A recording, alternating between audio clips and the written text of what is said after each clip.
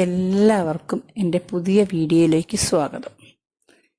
ഇന്ന് ഞാൻ എല്ലാ കുഞ്ഞുവാവമാർക്കും വേണ്ടിയിട്ടുള്ള ഒരു ഡിഷാണ്, അതായത് ആഹാരം കഴിക്കാത്ത കുഞ്ഞുങ്ങൾക്ക് വേണ്ടിയിട്ടുള്ള ഒരു പാനീയമാണ് ഞാനിവിടെ തയ്യാറാക്കുന്നത്.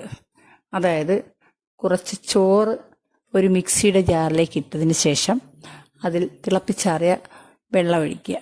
അതിനുശേഷം അത് അരച്ച് എടുക്കുക.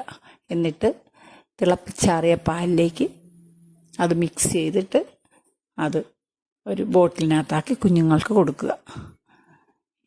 ഇവിടുത്തെ വാവയാണെങ്കിൽ ഭക്ഷണമേ കഴിക്കില്ല. അതുകൊണ്ട് ഇവിടുത്തെ വാവയ്ക്ക് വേണ്ടിയിട്ട് ഞാൻ ഇന്ന് തയ്യാറാക്കിയതാണിത്. അത് മറ്റുള്ള കുഞ്ഞുങ്ങൾക്കും കൊടുത്തു നോക്കുക.